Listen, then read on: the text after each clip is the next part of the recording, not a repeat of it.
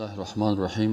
الحمد لله نحمده ونستعينه ونستغفره ونؤمن به ونتوكل عليه ونعوذ بالله من شرور أنفسنا ومن سيئات أعمالنا.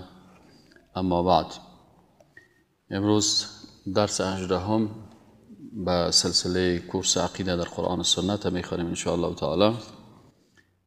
در درس قبلی ما شما فصل توحید شروع کرده بودیم که توحید در لغت و در اصطلاح ایره خواندیم و ایره هم گفتیم که خود یاد گرفتن توحید که است این فرض است.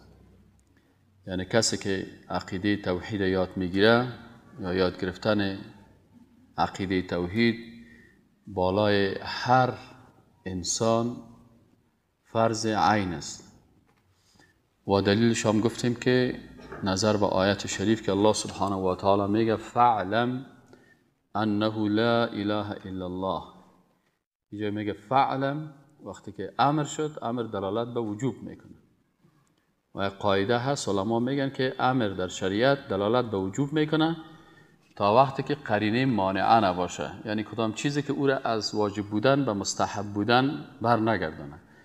اما اگر تو کدام دلیل بود که بازو را از وجوب به استحباب انتقال میداد، بازو را علما سرش بحث میکنه که قرینه چی هست. خب منظور اینجاست که کدام قرینه مانع وجود نداره. اینجا بالای هر مسلمان واجب است و فرض است که توحید یاد بگیره. و این به خاطر ازی است که زیاد تأکید که ما برای دوستا میکنیم که زیاد عقیده بخوانین.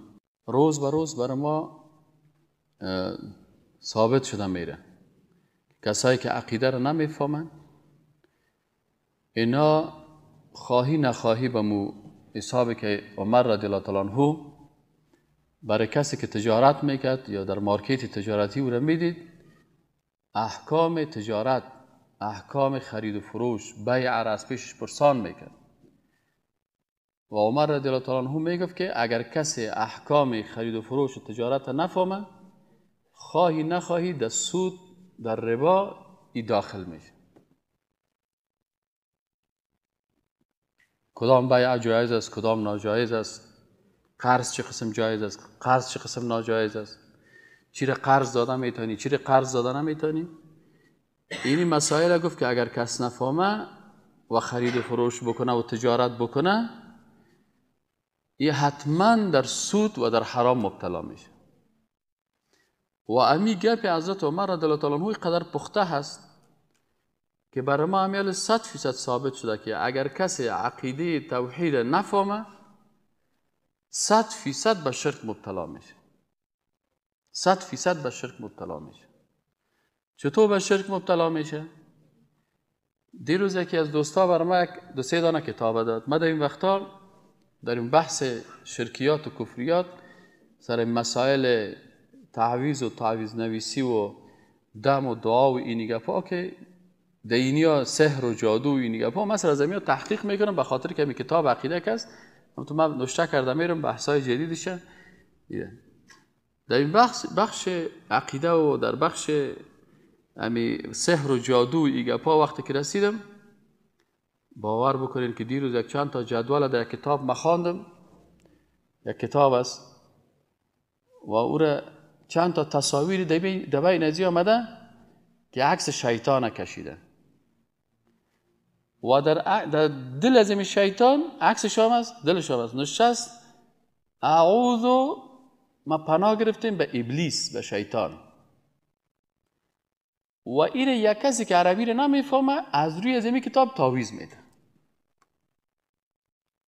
و اما کسی که خودش تعویض میداد و خودش دمی گپا مبتلا هست، امی کتاب خودش آورد پیش ما، گفت ما از روی از این کتاب ها تعویض میدادیم و دو به زبان عربی این درسا بخیر برای ما برسه. من کل از او تصاویرش میگیرم و در کتاب خود چاپ میکنم. یعنی او را کسی که یک کمه که عربی را هم بفهمه، او را میبینه که در اونمون نشته است که من پناه میگیرم به ابلیس، اعوذ به ابلیس. خلاص این کل یادی میفهمه چی من اعوذ به ابلیس، یعنی من پناه میگیرم به کی؟ شیطان. و کفر است. و یک کسی که مثلا ادعا میکنه که من شیخ هستم، مثلا من اولاد فلانی آقا صاحب هستم، من از نواسای پیغمبر هستم، از اولادای پیغمبر هستم، من فلانی جی هستم و حتی خود به درجه کرامت میرسانه، چون این بیچاره ملامت نیست، عقیده را نمیفهمه. جادوگرا کتابای جادویی را جور کردن به نام تعویذات، گلزار تعویذات، نقش سلیمانی، بسیار نامای عجیب و غریب که در این بازار، در این پشت مسجد پل خشتی اینجا که میری کتابا فروخته میشه. اون خلاص کتابا میگیره، مسئله پیسه هست، از روی زمین کتاب تعویذ نوشته میکنه و بیچاره عربی رو نمیفهمه و عقیده رو نمیفهمه. پس چی گپ است؟ میگم این نقشه است. مقصد این نقشه برای من گفتم اینجا نوشته است که این نقش برای دوستی بین خانم و شوهر است، اینی برای تفرقه بین خانم و شوهر است، اینی مثلا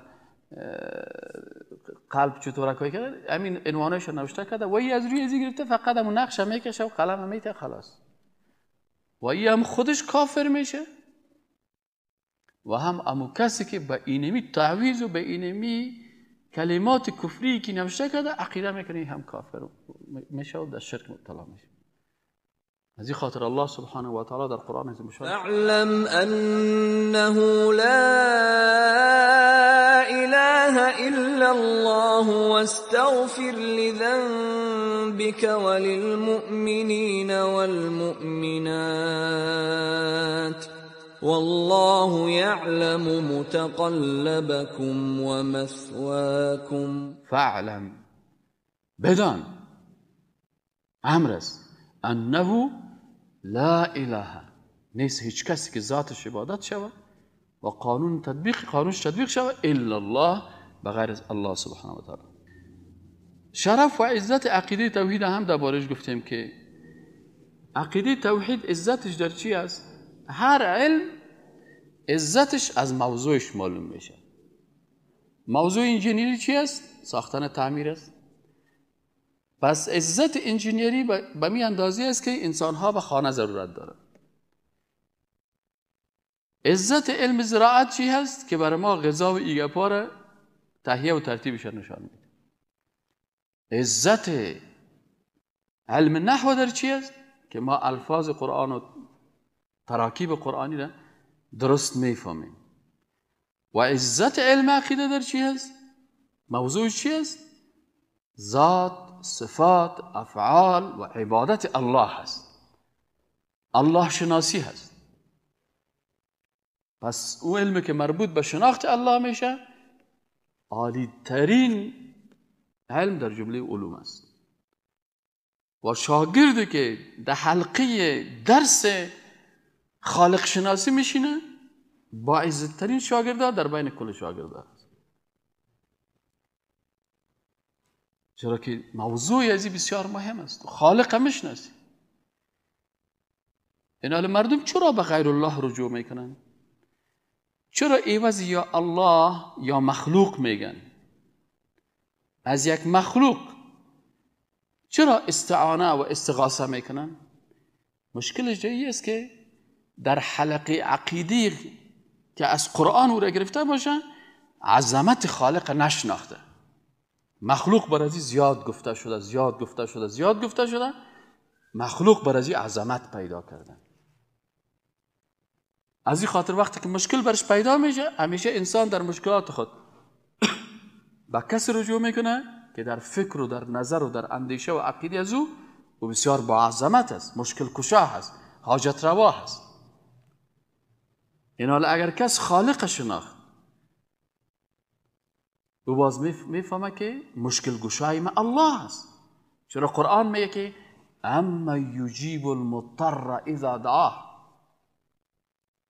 کی هست که اجابت دعای کسی بکنه که در سختی قرار داره، در حالت اضطراری هستی؟ میگه تو کی تو را میتونه اجابت بکنه دعای تو را؟ این حال بس اجابت کننده دعا الله هست.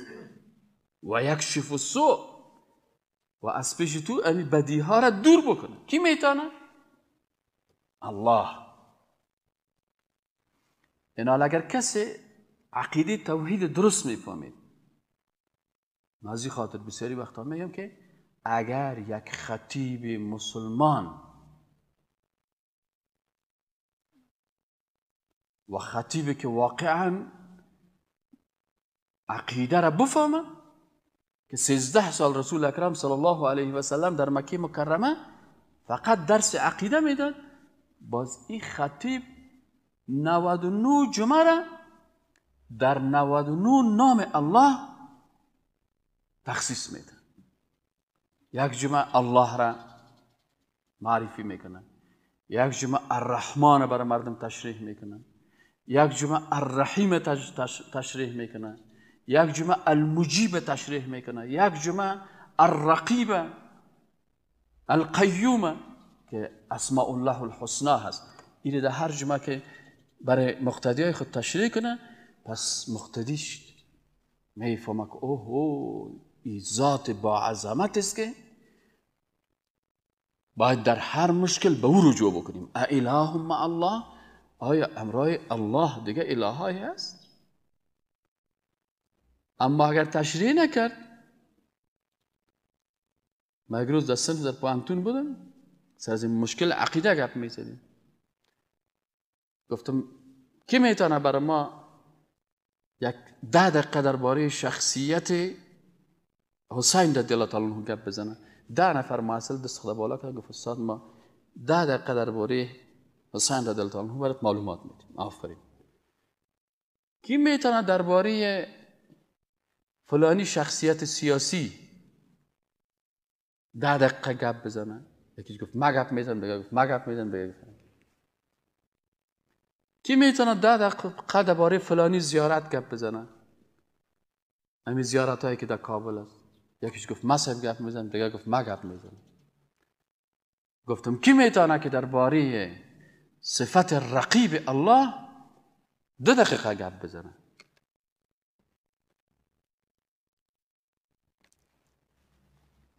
متوجه شدی؟ هیچ کس دست خدا بالا نکرد. کی میتونه 2 دقیقه درباره یکی از اسماء الله الحسنا القیوم است؟ کی میتونه گپ بزنه؟ کلگی خاموش. نگفتم دیدید مشکل کجا هست؟ ما اسماء الله الحسنا که جز عقیده ماست و رسول اکرم صلی الله علیه و سلم میگه اللهم انی اسألک باسمائک الحسنا. و ما تو معنای زریات نداره. این حالا چون مخلوق گفته شد در نظر از این انسان ها چی زیاد بزرگ جلوه کرد؟ مخلوق. و خالق هیچ درباره‌اش گپ زده نمیشه. خاطر این مشکل. فاعلم انه لا اله الا الله واستغفر لذنبك وللمؤمنين والمؤمنات والله يعلم متقلبكم ومثواكم. فاعلم انه لا اله الا الله. بخاطر و اقیم الصلاة امر الله هست. روز 5 مرتبه نماز میخونی، روز 5 مرتبه وضو میکنی. و اگر بگویم کدام کتاب های فقه را خواندی، برمیگی کتاب خلاصه را خواندیم، که مچم قدوری را خواندیم، که کنز را خواندیم، که منیت المصلی را خواندیم. که اما اگر پرسانش کنیم که عقیده قرآن چقدر، که فعلم انه لا اله الا الله چند درس خواندی؟ میرسه میگه هیچ نخواندی. هیچ نخواندی. اگر خواندیم غالبا اگر عقیده را میخواند در بعضی جایا، والا معتزله اوتو گفت، جبریه اوتو گفت. این معتزله و قدریه 9 قرن قبل بود. صلاح را گرفتیم دشمن هیچ وجود نداره، جوابایش گفته میریم.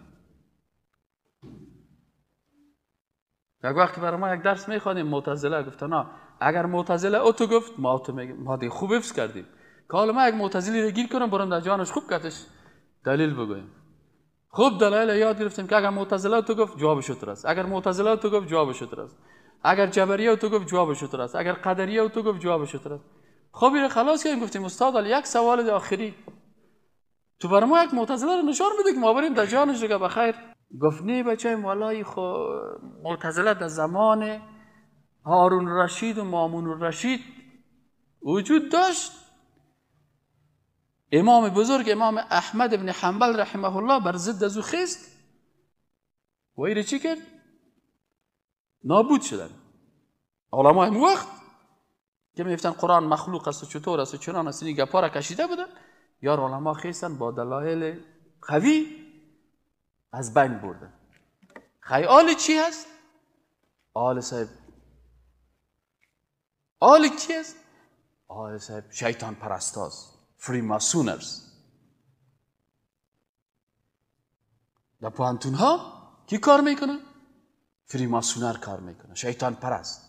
موسیقی را آورده بلک میتل، هیوی میتل، از طریق موسیقی مردم به پرستش شیطان وامی داره. کی کار میکنه؟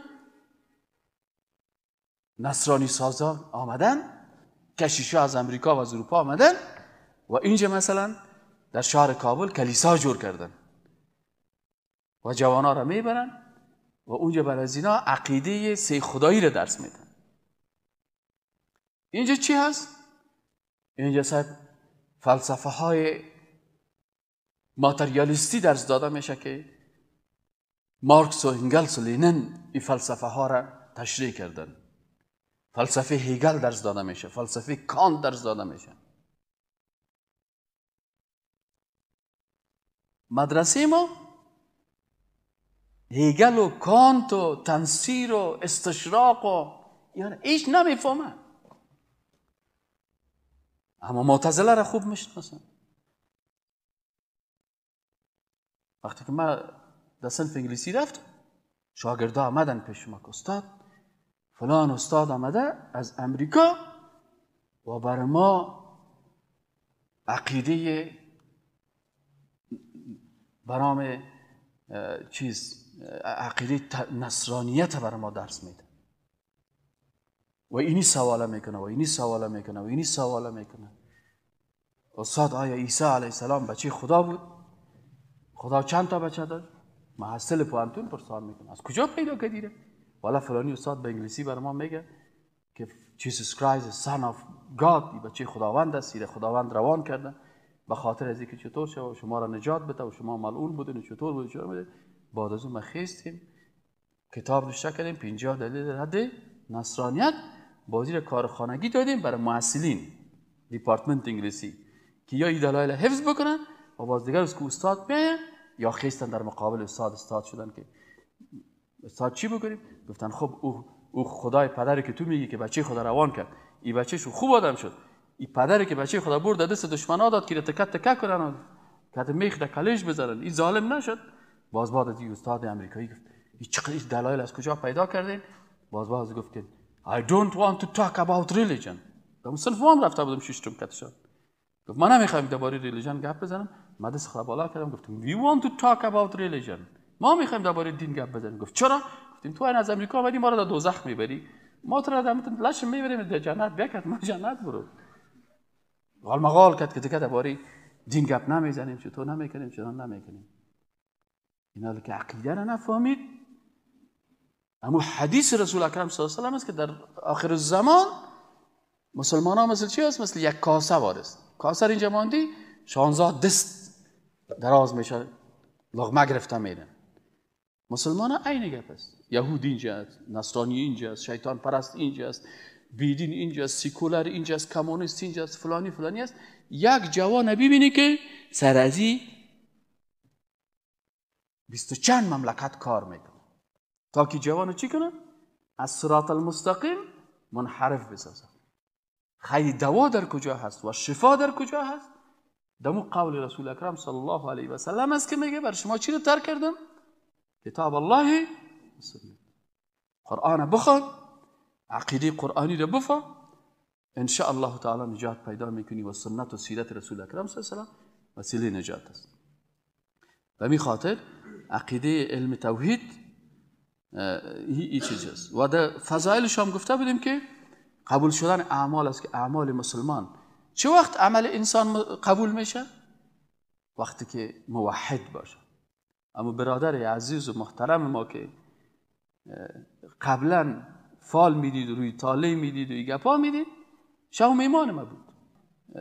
در دفتر تا شام شدیم، با شام آمدیم خانه که از شیشتیم و ما هر کلمه گپ از او برای ما یک درس عقیده هست. باور بکنید. گفت ما چی میکردیم؟ و این کتابای ما فالبینیا چی میکنن؟ و این جادوگرا چی میکنن؟ اول یک نفر در شرک مبتلا میکنن، قلب زیره به غیر الله وصل میکنن. وقتی که مشرک شد باز برش نصیحت میکنن که نماز بخوان، ریشی تبان، مویایت خوب کل کو، در کلیت یک دانه چلتار بسته کو، خوب ذکر بکو، خوب تسبیح 1000 دانه‌ای بگی. چرا؟ به خاطر که شیطان از موتو کده ای آیت قرآن خوب میفهمه که لئن اشرکت لیحبطن عمل. وقتی که شرک آوردی کل اعمال تو از بین میره. ولا یحبطن، ایده گفتم تا اندو او افتهم که حبط فعل یحبطو فعل مضارع هست و ایده کسایی که گرامر یا زبان شناسی عربی رو خوانده ای باز میفهمن. در اونجا در نحو در اینجا باز استاد میگفت که لام توکید است. یعنی وقتی که میگی لئن اشرکت یحبط عملک، اگر شرک آوردی عمل تو از بین میره. اما وقتی که گفت که لئن اشرکت لا یحبط عملک، اگر شرک آوردی حتما اعمال نیک تو چی میشه؟ از بین میره. پس لام حتما، باز نون داخلش آوردن. اینه باز میگن نون توکید ثقیله هست، یعنی که حتما لئن اشرکت، اگر شرک آوردی. از این آیت چه قسم میفهمید؟ لئن اشرکت همین نحو و صرف علما میخوانن، اهمیتش دمی قسمت است که در قرآن شناسی صرف و نحو بسیار آدم چی میکنن؟ کمک میکنن. لئن اشرکت، اگر شرک آوردی، لا حتما، یحبطو از بین میره، لا یحبطن، لام یک دفعه حتما، نون دیگه دفعه حتما، باز دیگه نون، 2 نون است، 1 لام است. این کلش بر توکید است. یعنی او برادر متوجه باش که اگر شرک آوردی اینمی اعمال صالحه تو از بین حتما میره و حتما میره. از این خاطر جادوگر، فالبین، این مردم ها چی میکنن؟ یا انسان در شرک مبتلا میکنن. وقتی که در شرک در دام افتاد بازو میگن حال تسبیح چی بگی؟ 1000 دانه‌ای بگی. خوب لنگی کلان بسته بکن، خوب برای بزرگت در پاش سجده کن. لنگی اینه کته، ریش هم خوب کلان، چپن هم خوب بزرگ، چپا کاکلام دیگه مای تابان. لیکن در کجا سجده میکنیم؟ به مخلوق. و سجده کردن عبادت است و وقتی که عبادت به غیر الله کردی او رو در عبادت الله چی کردی؟ شریک کردی. لا یحبطن عملک، عمل چی شد؟ این حال دیگه نه هیچ چیزت به دردت نمیخوره. حالا سه تمام روز دلت که قوالی میخوانی، دلت ترانه میخوانی، دلت خیزک میکنی، دلت هر چی میکنی تا به شام شیطان میگه زامت بکش. هندو استرای خدای ناراض، این بیچاره زامت میکشه. اما اصل مرض ده چی است؟ که او ده این مرض خطرناک شرک ایره مبتلا کرد. بازیگه هر قدر که تسبیحات و ذکر بکنه و هر قدر بکنه و شیطان بگه بکن. چرا؟ به خاطر بدردش نمیخواد. از این خاطر میگه یکی از فضائل توحید چی است؟ که در توحید اعمال انسان چی میشه؟ قبول میشه. عملی که قبول میشه؟ عمل انسان موحد، کسی که در ذات الله شریک نداشته، در صفات الله کسی را شریک نکنه، در افعال الله کسی را شریک نکنه، در عبادت الله کسی را شریک نکنه، نام الله که مختص به الله است غیر الله را در او شریک نکنه. خب دیگه صفت فضائل توحید چیه؟ حلقه درس توحید و عقیده گرفتن اعمال نامه به دست راست است. کی اعمال نامه را به دست راست میگیره؟ انسان موحد یکتا پرست. فاما من اوتی کتابه بیمینه فیقول هاؤم اقرؤوا کتابیه انی ظننت انی ملاق حسابیه. کسایی که به دست راستش دفتر اعمالش داده میشه باز افتخار میکنه موحدین که ما در صف رسول اکرم صلی الله علیه و سلم هستیم، ما پیروان قرآن هستیم چون عقیده خدا از قرآن عظیم الشان گرفتیم، ما پیروان رسول اکرم صلی الله علیه و سلم هستیم چون از صحیح البخاری و صحیح المسلم عقیده خدا گرفتیم. اما تو انسانی که صحیح البخاری را امیال کسای پیدا شده صحیح البخاری را ناصحیح البخاری میگن، حدیثه که برش بخوانی میگه یا اهل حدیث است، تو چطور صحیح بخاری رو بر ما میگی؟ تو چطور مشکات المصابیح بر ما میگی؟ یا اهل حدیث از گپ از یارا قبول نکنی. ایناله کی شهادتنامه خدا به دست راست خود میگیره؟ انسان موحد. سوم، برای انسان موحد است که سختی دنیا و آخرت برش آسان میشه. وقتی که عظمت خالق در قلبت بود، با این عظمت خالق میفهمی که روز قیامت است. از امریکا نمیترسی، از یک عالم میگفت کان لموسی فرعونا ولنا فراعنه. موسی یک فرعون داشت، ما فرعون ها داریم.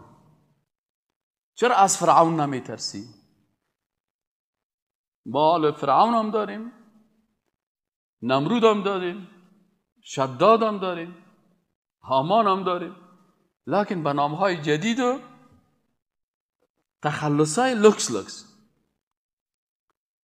چرا نمیترسی از فرعون و هامان و شداد و نمرود؟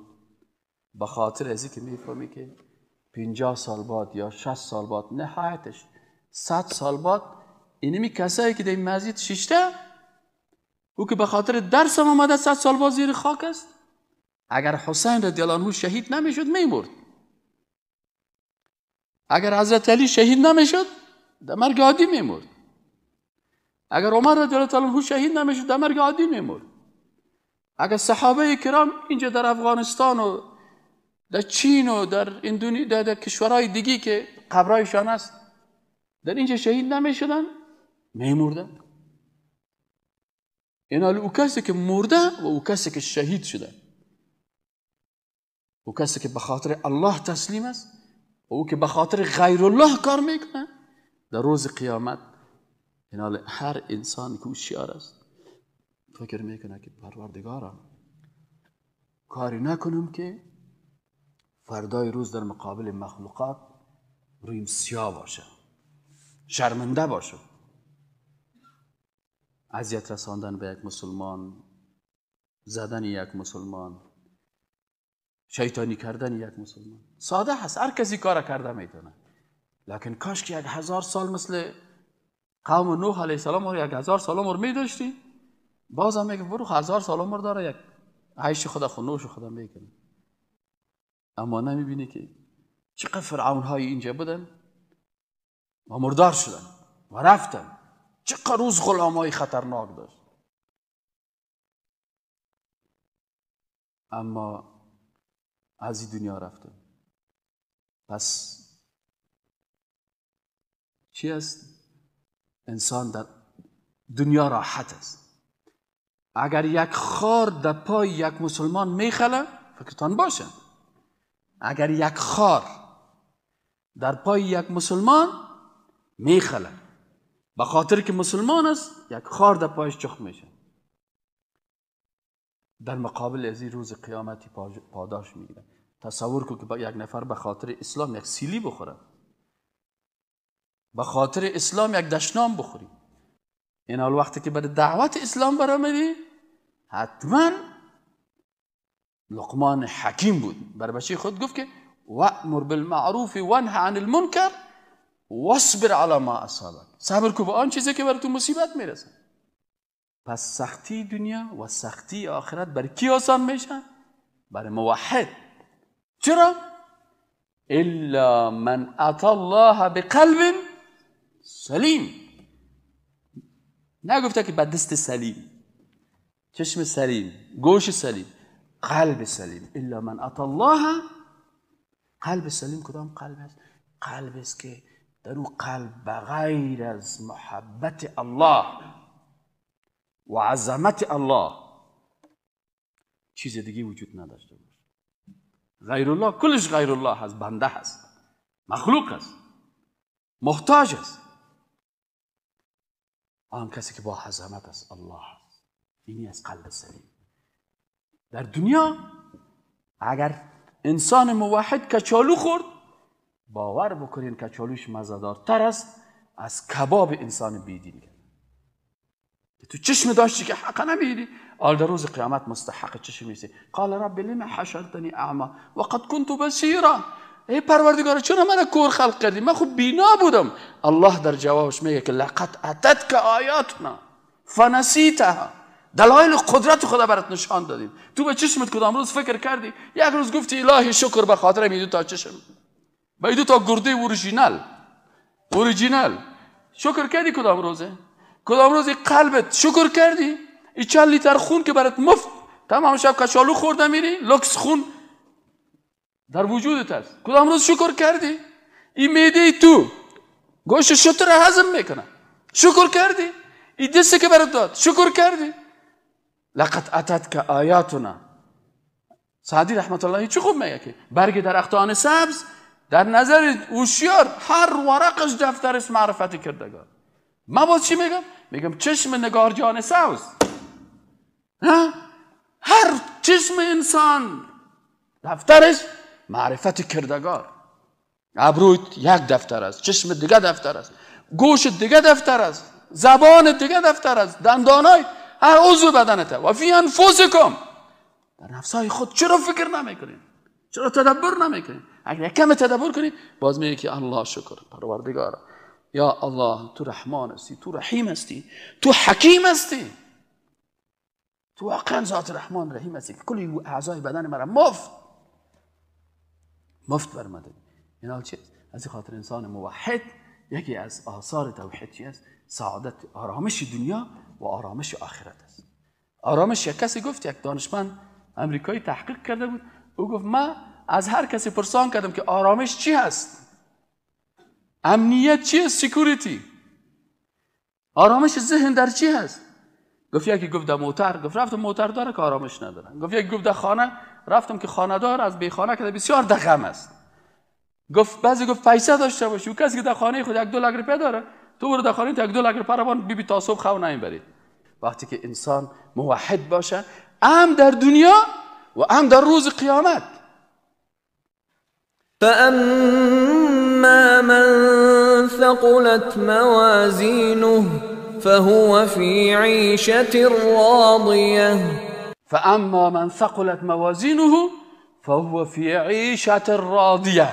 در روز قیامت هم کسی که اعمال نامش به دست راستش داده میشه و او بر موحد داده میشه، فهو في عيشة راضية، در امتا عیش راحت می باشه، راضی می باشه از اون حالت، زندگی آرام می باشه، همه چیز هست. پس هم در دنیا راحت است، هم در آخرت. دیگه از چیزای فضایل توحید چی است؟ که انسان که مانع باقی ماندن در دوزخ. چی مانع باقی ماندن در دوزخ؟ فکرتان باشه که انسان‌های موحد گناهکار، الله نگاه ما کنه، الله عفو کنه، گناهکار هستیم، لکن انسان موحد گناهکار به اساس گناه خود در دوزخ میره. یعنی دوزخ کس برای کفار است و برای انسان‌های فاسق و فاجر گناهکار است. کسی که گناه میکنه در فسق داخل شد دیگه. اینال اینی گناه ها، این گناهکار در دوزخ میره.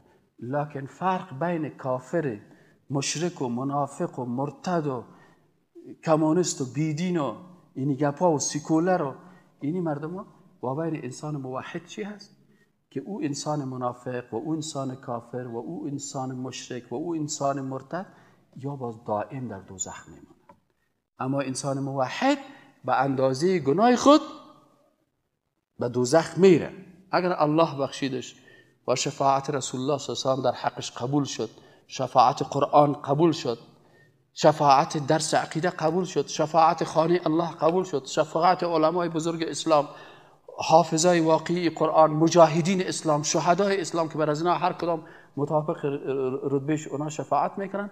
اگر شفاعت ازی در کسی گناهکارایی که ما و شما هستیم، الله شفاعت رسول اکرم صلی الله علیه و نصیب ما و شما بکنه، شفاعت صحابه کرام نصیب ما بکنه، شفاعت شهدا و مجاهدین اسلام نصیب ما بکنه.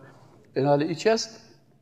اگر باز هم ای رفت و دوزخ، باز ای دائما به دوزخ نمیمانه. موحد اینمی یکی از چیزهای توحید است. دیگه سبب بخشش گناهان الله سبحانه و تعالی رحمتش بالای موحدین است. حتما که با شما گناه میکنیم، کی میگه گناه نمیکنیم؟ باور بکن هر کدامتان یک روز من محاسبه کردم خدا با دیگران. وقتی که محاسبه کردم دیدم که ضعیفترین انسانی که در نظر من بسیار ضعیف، هزار چند از مکده رتبهش بلند است، من هزار چند از او کده گناهکارتر و ضعیفتر هست. متوجه شدید؟ اگر گناه خدا بگذاری در یک لیست و با دیدن به طرف گناه خود بازدگار محاسبه کنی. همین استاد کوثر چطور است؟ وقتی که سعی میکنم گناه های خدا و اشتباهات خدا، میگم 5000 مرتبه استاد کوثر رتبهش از مکده بلندتر است به نظر خودم. 5000 مرتبه. قاری طاهر چند مرتبه؟ 4999. خردترین انسان پیاده دفتر 1000 مرتبه از مکده رتبهش بلند. و اگر این قسم زدیم بسیاری کسا که دیگه میگن کی چطور است و چنان است، سون گناه خود فکرش نیست. نه محاسبه که میکردی با دیگران خود محاسبه میگه، مقایسه میکردی، از این خاطر میگه که همین کل مردم دنیا که از کل مسلمان ها از مکه خوبتر است، آخری و ضعیفترین. از همین خاطر عمر رضی الله عنه میگه اگر در روز قیامت صدا شود که کل کی در جنت بره، یک نفر در دوزخ بره، من میترسم منش باشه. اینقدر خدا در خوف بوده و میگفتن کل کی در دوزخ بره و من یک نفر در جنت بره، امیدوار بودم که من برم. و دیگه ششمین و آخرین نقطه‌ای که در چیز است اینمی بود که سعادت و خوشبختی دنیا و آخرت الله سبحانه و تعالی نصیب موحدین میکنه. ان شاء الله درسی که اقسام توحید در قرآن کریم و سنت رسول الله صلی الله علیه و آله است، ان شاء الله هفته آینده میخوانیم. سبحانك اللهم و بحمدک اشهد ان لا اله الا الله استغفرك و اتوب الیک.